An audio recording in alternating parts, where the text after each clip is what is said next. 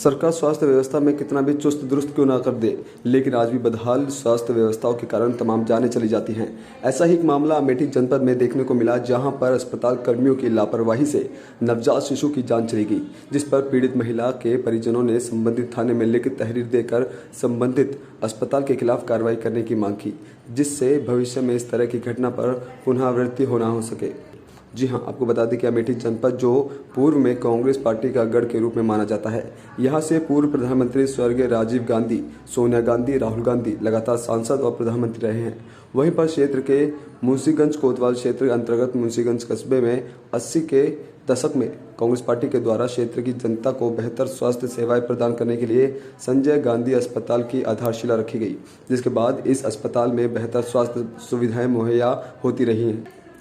वर्तमान में इस अस्पताल की ट्रस्टी कांग्रेस की सर्वे सोनिया गांधी अमेठी जनपद जब नहीं बना सकी, तब यहां पर ठीक ठाक अथवा अच्छा अस्पताल की श्रेणी में एकमात्र अस्पताल संजय गांधी अस्पताल हुआ करता था। लेकिन पिछले 1.5 दशक से यह हालत लगातार खराब होती चली गई।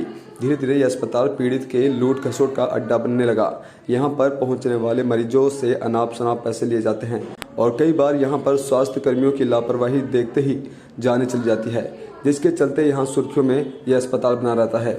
जहां पर एक महिला को डिलीवरी के दौरान लेबर पेन की शिकायत होने पर परिजनों के द्वारा संजय गांधी अस्पताल ले जाया गया, जहां पर उसकी हिस्ट्री देखने के बाद अस्पताल वालों ने उसको तत्काल एडमिट कर लिया और उन्होंने कहा कि इसकी नॉर्मल डिलीवरी हो जाएगी, चिंता की कोई बात नहीं है।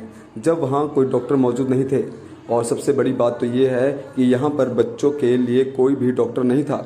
इस बात की जानकारी अस्पताल प्रशासन के द्वारा परिजनों को नहीं दी गई।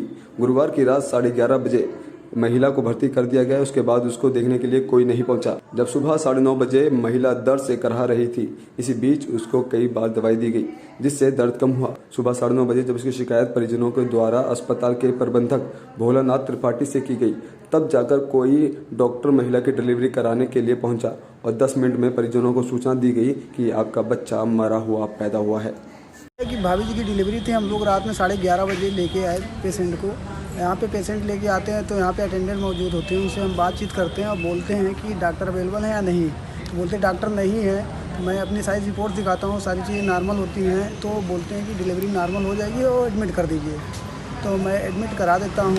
उसके बाद हर घंटे पर मैं इंक्वायरी करता रहता हूँ कि डिलीवरी हो गई या नहीं, क्या बात है, क्या कंडीशन है हमारे मरीज़ की, सारी चीज़ें पता करता रहता हूँ। यहाँ पे डॉक्टर हमारे सुबह तक डॉक्टर नहीं आए, मुझे कॉल करनी पड़ी।